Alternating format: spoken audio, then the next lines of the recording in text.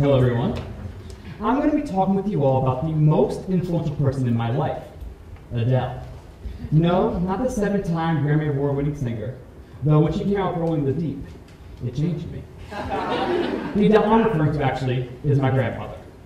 She actually passed away 4 years ago, but don't worry, this isn't going to be one of those gut-wrenching, potentially awkward emotional stories. Rather, it's about how she lived a great life. My grandma grew up in Lebanon over 70 years ago, during a time of war, where religion and gender placed a lot of limitations on her. But despite these restrictions, she lived a very happy and eventful life. She truly redefined what it meant for a woman to grow up in the Middle East during that time period. Now, if I could tell her one thing today, it would be thank you. Thank you, Grandma, for teaching me the 5 ways to live a happy life. And lucky for you all, I'm going to teach you what she taught me throughout her entire lifetime in less than 5 minutes. The first lesson? It's to choose your identity. And by identity, I'm not talking about the title. It's not about being a man, a woman, black, white, gay, straight. It's about how you present your identity. You see, my grandma did things a Catholic woman wasn't supposed to do. Politically, during the Lebanese Civil War, Catholics and Muslims didn't really get along, but my grandma made her own decisions. As a devout Catholic, she took the time to learn about the Islamic religion and the Quran, something frowned down upon. But she didn't care. She wasn't afraid to cross boundaries. In fact, she redefined boundaries for herself and represented her identity how she felt best, something we all should do. You should never be afraid to express yourself. It's better to walk by yourself being you than to run with everyone else being someone you're not. The second lesson is to only compare yourself positively to people. The picture behind me, my grandma's at a wedding, all dressed up, hair done, makeup on, looking good. Only thing missing, though, is her smile. This was not her, and she knew it. She didn't want to be anyone else besides herself. She told me to only focus on my self-worth, because the minute I become jealous of someone else, I'm giving them more value than giving myself. It's not about the riches and the flashes, it's about being you.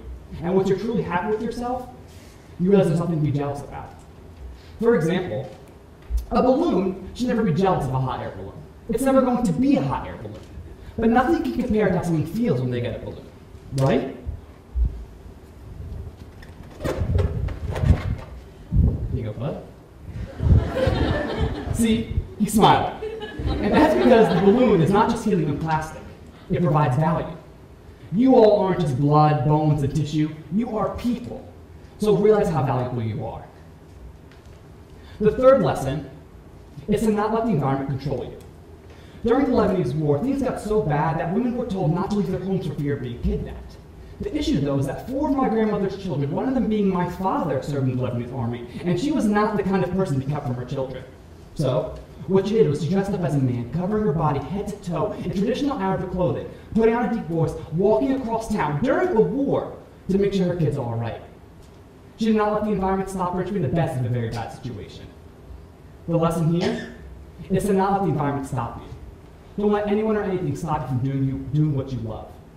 Keep only positive people around you, and you'll be able to move mountains. The fourth lesson is to only do things you can put your everything into.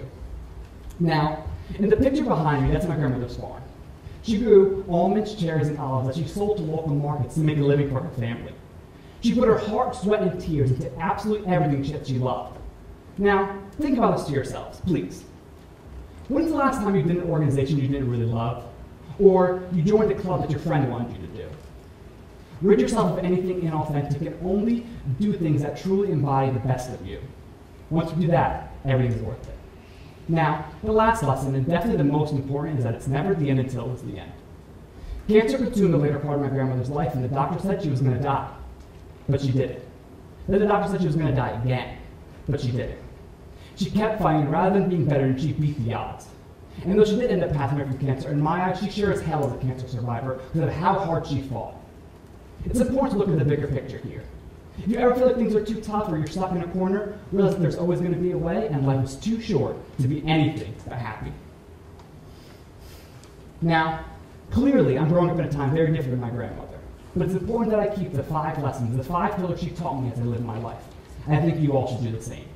It's very easy to be happy, it's very easy to be fulfilled, but it's up to you to live it. It's up to you to live like Adele.